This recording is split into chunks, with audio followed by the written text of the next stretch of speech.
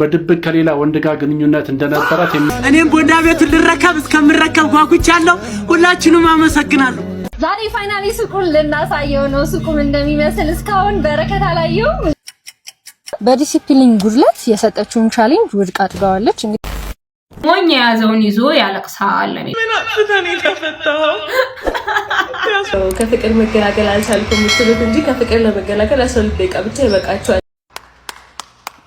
ሰላም ጋይ ዛሬ በአዲስ ቪዲዮስ ተመልሰናል። እፈታታለሁ ቺት አርጋብኛለች እያለ ይገኛል። ከ77 ዓመታት የትዳር ህይወት በኋላ ሚስቱን ሮዛን ለመፍታት ሲጠይቅ ዓለምን አስደነቀ።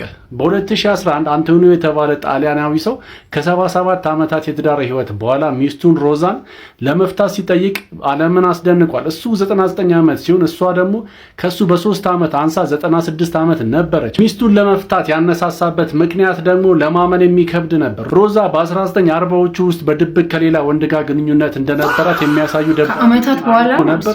በሪፖርቶች መሰረት አንቶኒዮ እነዛን አሮጌ የፍቅር ደብዳቤዎች በመሳደብ ተደብቆ አግኝቶ ነበር። ምንም እንኳን ጉዳይ ከብዙ አስርተ ዓመታት በፊት የተፈጠረ ቢሆንም ክህደቱን መርሳት አልቻለም ተብሏል። ጓደኞቹና ቤተሰቦቹ በተለይ ለ80 ዓመታት የሚጠጋ ጊዜ አብረው ከኖሩ በኋላ ይቅር እንዲላት ቢሞክርም እሱ ግን ደብዳቤውን አንብቦታልና በፍጹም አሻፈረኝ፣ እፈታታለሁ፣ ቺት አርጋብኛለች እያለ ይገኛል። ምን ትላላችሁና? ክህደት በጣም ከባድ ነገር ነው። ከዛ ደግሞ ይህን ሁሉ ዓመታት እሷ የተጻጻፈችውን ደብዳቤ ወይም ቺት ያደረገችበትን ማስረጃዋን ቁጭ አድርገዋለች። ይሄ ማለት እኮ ረጅም ዓመታት ያን ሰው እያሰበችው ነው ማለት ነው። ሰው መጥፎ ነገር የሚባል ነገር ጭራሽ ማያወራባቸው በምንም ነገር የማይሰደቡ ሁሉም ሰው የሚወዳቸው ሰው እኔ በጣም ያስፈሩኛል። የፍጹምነት ካራክተር ያላቸው ማለት ነው። በጣም ነው እኔ እንጃ እኔ አለ ነገር የሰው ልጅ እንደዛ ሊሆን አይችልም ጋይስ። እኔ ፈራቸዋለሁ የሆነ እየተወኑ ካልሆነ በስተቀር እንዴት የሰው ልጅ ፍጹም ይሆናል? ምንም አይነት ጥፋት ማያጠፉ በሁሉም ነገር ፐርፌክት የሚሆኑ ሰዎች የሆነ ሰዓት የሚገለጥ ማንነት አላቸው። ወይም ደግሞ ውሸት እየዋሹ ነው፣ እየተወኑ ነው። በቃ ምንም ጥያቄ የለውም። 3 ዓመት ሊስትሮ ሰራው። አሁን ግን የቦንዳ ቤት ባለቤት ልሆን ነው። በጣም ደስ ብሎኛል። ቤተሰቦቼ የተሰጠ ቻሌንጅ 30,000 ብቻ ፎሎወርስ ይቀርዋል። ሁላችሁም ከስር ሜንሽን ያደረኩትን አካውንት አሁን 206,000 ደርሰዋል። 236,000 እንደገቡ ይሄን የምታዩት ቦንዳ ቤት ያስረክቡኛል። ፎሎ ማድረግ ከናንተ ከምናችሁም አይቀንስም። የሰው ደስታ የሚያስደስታችሁ ሰዎች ሁላችሁም እየገባችሁ ፎሎ አድርጉና ፎሎወሩ ሙሉልኝ። እኔም ቦንዳ ቤቱን ልረከብ እስከምረከብ ጓጉቻለሁ። ሁላችሁንም አመሰግናለሁ። ዛሬ ፋይናሊ ሱቁን ልናሳየው ነው። ሱቁም እንደሚመስል እስካሁን በረከት አላየው። እንግዲህ ከዚህ በኋላ የሚሰጡት ቦንዳ ቤት ማለት ነው መጀመሪያ ያሳየችው ነው። የእውነት ቤተሰብ እግዚአብሔር እኔ ምን እንደምላቸው አላውቅም። በመጀመሪያ እግዚአብሔር ይመስገን። አይደለም ተስፋ አስቆርጣል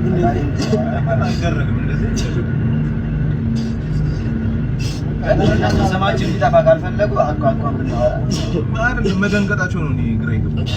ሰማችን ሊጠፋ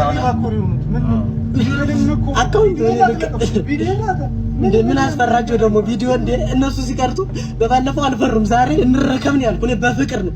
በቃ ቆጥራችሁ አስረክቡኝ እንዴ ለምን እኔ በቃ አቀን ፈለኩት አይደል? እዛ ጋር ድራማ ነው ተሰብ እግዚአብሔር የሷሉንም መድኃኒዓለም ነው እግዚአብሔር አለ ከኢትዮጵያ አሳውቃለሁ፣ ለሁሉም አሳውቃለሁ። እግዚአብሔር ለበረከት ሱቁን ልናስረክብ ሄደን የነበረውን ሁኔታ አይተን እንመለስ። እንግዲህ ከዚህ በኋላ በረከት ሊስትሮን በሊስትሮ ብቻ ሳይሆን የቦንዳ ነጋዴ ሆኖ ማለትም የዚህ ሱቅ ባለቤት ሆኖ ነው የምታገኙት። እንኳን ደስ አለ። በጣም ደስ ብሎኛል። አመሰግናለሁ። ፎሎወሮችን አታመሰግናችሁ? ያው ሱቃችንን ቆጥረን ለመረከብ ነው የመጣ ነው ማለት ነው። እንደምታዩት ሜሪ ቦንዳ አልሰጥም አላለችም። እንደውም በራሷ ንግድ ፍቃድ እንዲሰራ እንዲሁም ደግሞ 3 ወር የተከፈለበትን የቤት ኪራይ ራሱ እንዲሰራበት ፈቅዳለት ነበር። እንደምታውቁት ሜሪ ቦንዳ በጣም ታዋቂ ናት። 3 ብራንች አላት። የለመደ ብራንቿን ነው የምትሰጠው። ያ ማለት ሽጣ ልውጣ ብትል እንኳን ቁልፍ ሽጣ ነው የምትወጣው። ራሷ ይሄን ያህል ይገመትልኛል ብላ ያለችውን ዋጋ አወጣች። ዛሬ ደግሞ በጣም የሚገርመኝ በረከትን ጠርቸው ቻሌንጁን ከመቀበሉ በፊት አሳይቻለሁ። እያንዳንዱን ሱቅ አሳይቼው እንደዚህ ነበር ያመሰገነው። በጣም ደስ ብሎኛል። ደስታዬ ከልክ በላይ ነው። እርግጠኛ ነኝ እንደሚጨምርና ይሄንን ሱቅ እንደሚወስደው መመረቅ ስላለብኝ ይሄንን ገዝቻለሁ። ሜሪ ስንት ነው ዋጋ? ሱቅ ውስጥ በጣም ሙሉ ልብስ ነው ያለው። እሱ ብቻ አይደለም፣ አሻንጉሊት አለ፣ ብረቶች አሉ። ሙሉ የተሟላ ሱቅ ነው። ቢሆንም ቪዲዮ ከተለቀቀበት 15 ቀን ቢሆንም የሰጠነው 20 ምናምን ቀን ሆኖ ራሱ ሜሪ ቦንዳ ቁልፉን ለመስጠት ፍቃደኛ ነበረች። እንደውም ትላንትና ያገኘሁትኝ ሰዓት ፎሎወሩ ራሱ አልሞላም፣ ቀንሶ ነበር። ግን እንደዛም ሆኖ እኛ በጣም ዊሊንግ ነበር ለመስጠት። ሱቁን መረከብ እችላለሁ ወይ አለኝ። አዎ ትችላለህ አልኩትኝ። ሄድኩኝ። ሲሄድ 5 ወንዶች ተሰብስበው ቆመዋል። እሱ ብቻ አይደለም ካሜራ ይዘዋል ምናምን። እኔ አይቶት በቃ ደስ ብሎት ምናምንና እግዚአብሔር ነው የምላችሁ በቃ ደስ ብሎኝ ቪዲዮ ሲቀርጹና እንደዛ ነው መሰለኝ። ከዛ ቪዲዮ ሰርቼ መሀል ላይ ገባለሁ። ላይቭ ነው አለኝ። አንዱ እንዴ ላይቭ እንዳለ አላውቅም። በረከት ሲጀመር አላወራንም። ቅሬታ ቢኖረው ራሱ መጀመሪያ እኛ ማውራት ይችላል አይደል? አንድ ቀን እንኳን ቅሬታ አለኝ ብሎ ለኔ አልነገረኝ። እንደምታዩትኛ ልንሸልመው ፍቃደኛ ነበርን። እሱ ግን መሀል ላይ ሐሳቡን ቀየረ። ቃል በቃል ያለን ደላላ ይዤ መጥቼ አልተገመተልኝም ያለው። ሲጀመር ሜሪ ቦንዳ መስጠት የፈለገችው ለሚሰራ ሰው ነው፣ ሱቁን ለሚሸጥ ሰው አይደለም። ኤኒዌይስ ስላሸነፈ ቢወስደውም ችግር የለብንም፣ ግን እሱ አያወጣም ማለት። እሺ 1 ሚሊዮን ብር ስጡኝ። 1 ሚሊዮን ብር እንኳን ስጡኝ። ሌላ 300 ሺህ ነው የሚገመተው። ስለዚህ እናንተ 1 ሚሊዮን ብሩን ስጡኝ። አንፎሎ ቻሌንጅ እናስጀምር። አንፎሎ ማድረግ ሁላችሁም ቤተሰብ ፎሎ ያደረጋችሁ አንፎሎ ማድረግ። ሁለተኛ ደግሞ ይሄ ሞልወያ እንኳን ማይሆን ልብስ ነው። ብቻ በጣም ሲያጣጥል ነበር። እንዲሁም እኔና የሥራ ባልደረባይ ሳናቅ ካሜራ ይዞ 5 ልጆችን ይዞ መጥቶ እንደተበደለ መሆን ብቻ በጣም በቃ አንኤክስፔክትድ ነገር ነበር የተፈጠረው። እኛም ደግሞ ሳናቅ ስለሆነ ላይቭ የገባው አቁም ላይቭ መቅረጽን እናውራ ብለን ልናስረዳው በጣም ነው የሞከርነው። እሱ እንዲረዳን ፈቃደኛ አልነበረ።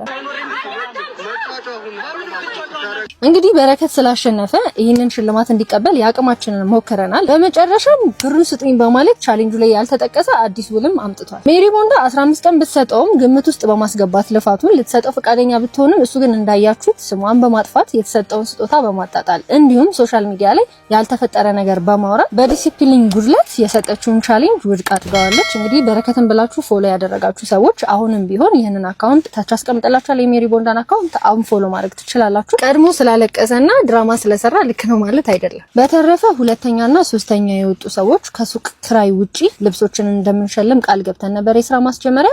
እሱን ስንሰጥ በግልጽ የምናሳያችሁ ይሆናል። የተፈጠረው ነገር እንዳለ አሁን እንዳሳያችሁ ነው ይመስለኛል። ልጁም ቸኮለ። መጀመሪያ የምርም ቁልፉን ከተቀበለ በኋላ ቤቱን ከተረከበ በኋላ ማስገመትም ካለበት ምንም ካለበት በቃ ማለት እኔ የጠበቅኩትና ይሄ አንድ አይደለም ብሎ ይፋ ማውጣት ከፈለገ መጀመሪያ ተቀብሎ ነው መሆን ያለበት ብዬ ነው ማስበው። ምክንያቱም ሞኝ የያዘውን ይዞ ያለቅሳል የሚባለው። እነሱ ፎሎዋቸውን በዚህም ሆነ በዛ ያገኙታል።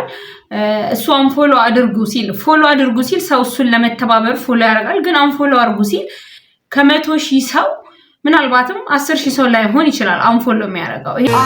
ያው እንግዲህ ከእስር ቤት ወጥተናል ማለት አባቱ ፌስታል ተከልክሏል። ለጠቅላላ እውቀት ነው። የኮሪደሩ መንገድ ሁሉም አይረገጥም። እሺ ደግሞ እንዳይገርምሽ ብዬ ነው። አካውንት ከፋይዳ ጋር ማያያዝ ግዴታ ነው። ልንገርህ ብዬ ነው። ምን አጥፍተህ ነው የተፈታኸው? ያስወጡ የሚላቸው ወንድሜ ያስወጡ የተፈታ ብዙ አትራመድ፣ ግብር አለው። ከቻልክ ብራል መተህ ሳይሆን አዘዋውረው ነው። እሺ ልንገርህ ብዬ ነው። ጂኒያ ፈርሷል ወንድሜ። ልንገርህ ብዬ ነው። በጣም ነው የምታስብልኝ። ቴዲም አልበም ለቋል። ዳስጣል የሚለው እንዳትሰማ። በዚህኛው እድሜ ልክ ነው። ኤአይ ሲባል ከሰማ አዲስ የውጭ እንግዳችን ነው። ቤት ኪራይና አስቤዛ ተወዷል። ተመልሰህ ይግባኝ ጠይቀህ ተመለስ። ኧረ ኮሜንታተሮች ግን አልተቻሉም ዘንድሮ። በስመ አብ ሰው ሁሉ ኮሜዲ ይሆናል እኮ። መተናላችሁ ሰው ይሽራል ሆናል። ምንድነው የኔ እንዴ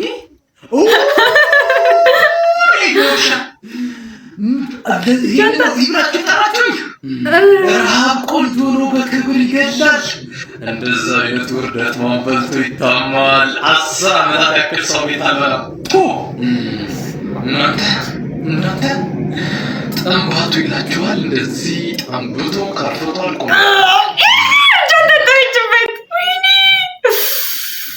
ፈጣሪ እኔ በቃኝ አይደለም። ኧረ ስማ እንዴት ይቀፋል።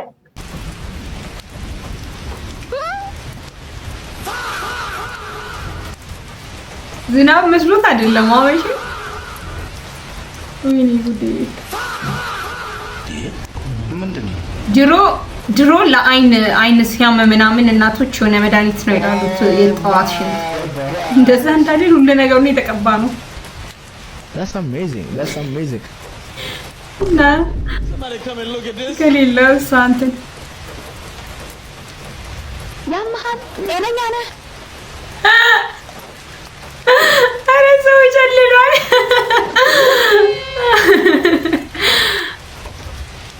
አካናበሌ አንድ ነው ሶስት ነው ማለት አሁን ነው።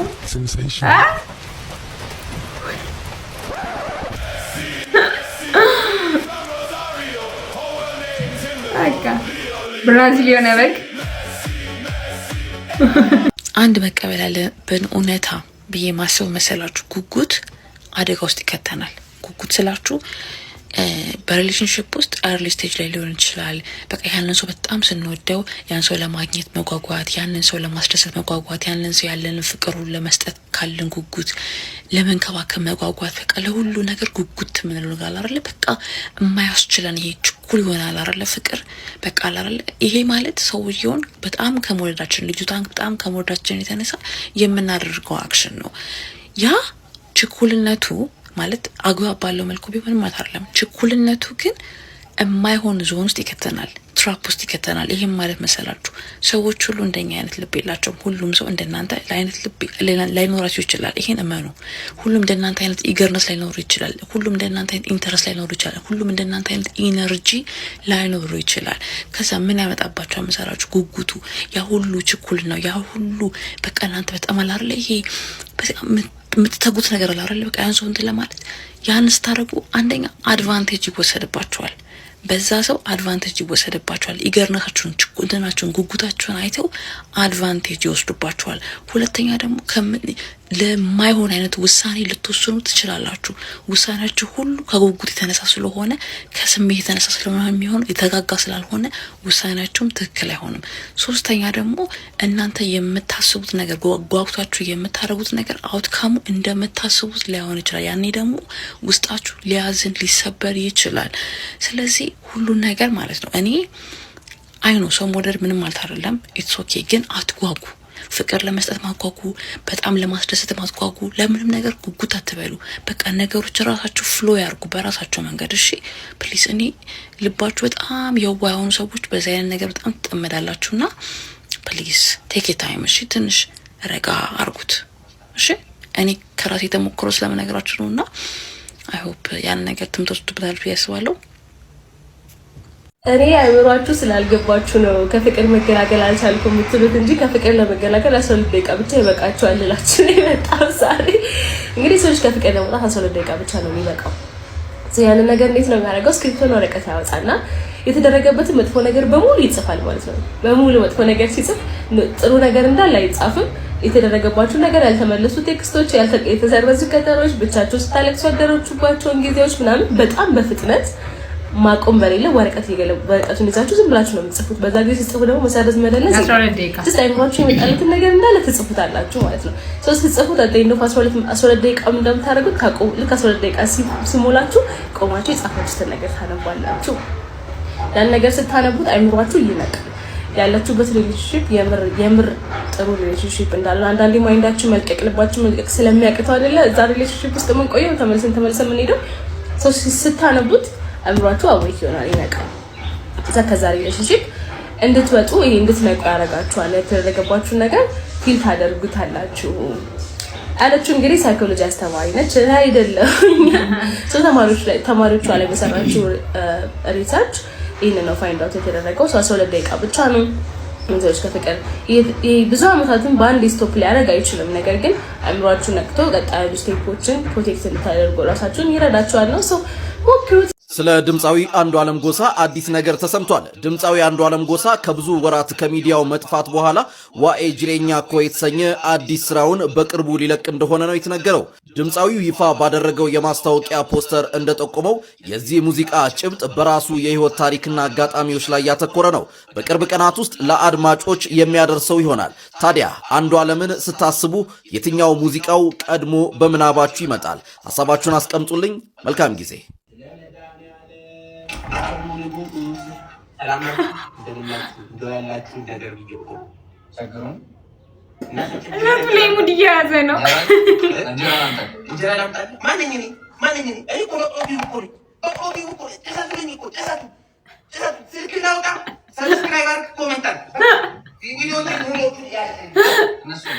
ቸግሮኛል ሰብስክራይበር 12 ሰዓት የሚሄድበት መንገድ እንሁን አስነፍቶ ሆነ ለዚህ ለዚህ እንደዚህ አይነት የባህል ስከፈልጋችሁ ከስር በማስቀመጠው አካውንት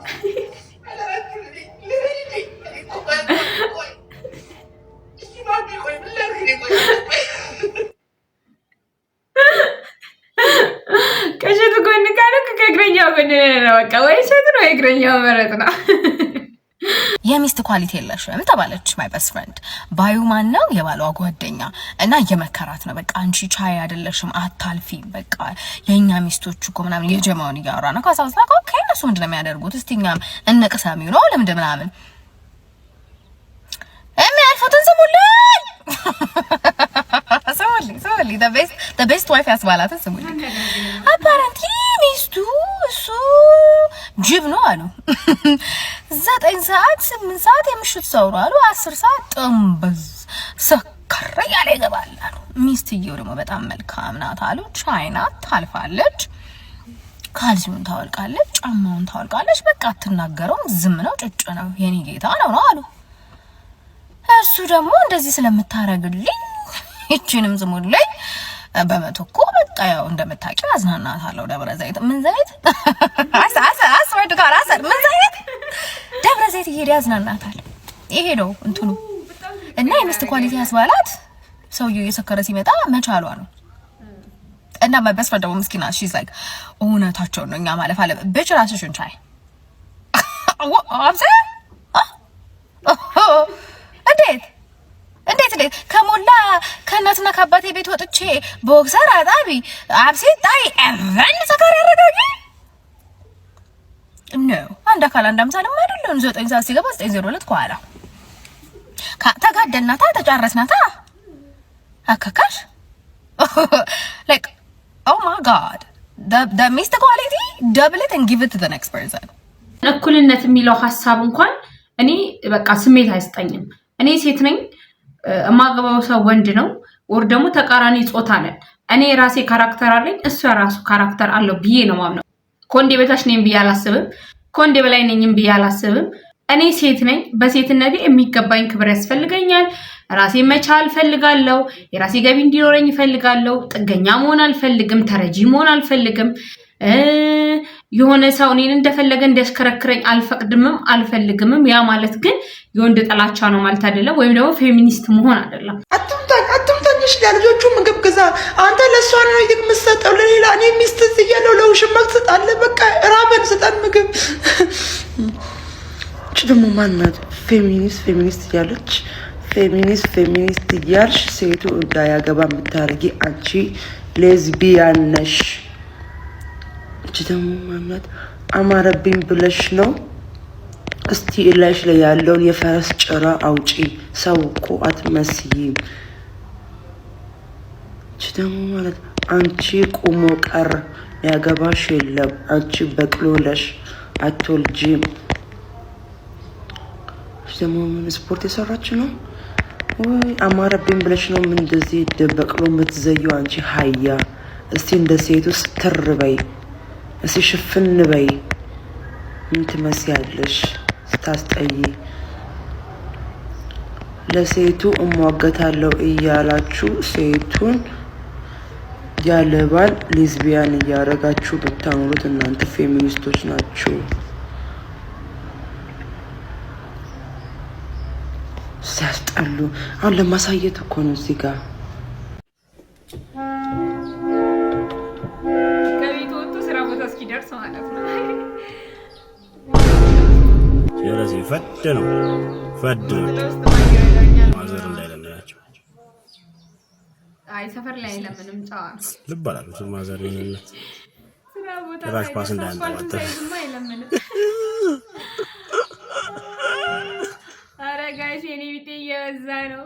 ግን እነሱ የሚያናደኝ ነገር ለሊት ወጥተው ማታ ይገባሉ፣ ለሊት ወጥተው ማታ ይገባሉ። የሚሰሩትን ገንዘብ ምንድነው የሚያደርጉት? እግዚአብሔር በቃ ሁሌ ነው በቃ የሚጨንቀኝ። ምንድነው የሚያደርጉት? ከቀን ሁሌ የምታዩዋቸው የኔ ቢጤዎች ሁሌም እየለመኑ ነው፣ ሁሌም ማለት ነው። ከዛ ሲያን ገንዘብ ምንድነው የሚያደርጉት? ወይ አበድሩኝና እኔ እየሰራሁ ልጠብቃችሁ። እኔ ያሬና እንግዲህ ጋይስ የዛሬ አዳዲስ ጉዳዮች እነዚህን ይመስሉ ነበረ። ሐሳብ አስተያየት ካላችሁ በየትኛው ቪዲዮ ላይ ኮሜንት ላይ አስቀምጡልኝ። ይሄን ብታሻሽ የምትሉትን ነገር ኮሜንት ላይ አስቀምጡልኝ። እኔን ሰብስክራይብ በማድረግ ነገ ደግሞ ከዚህ በተሻለ ተመልሼ እመጣለሁኝ። መልካም ጊዜ ይሁንላችሁ።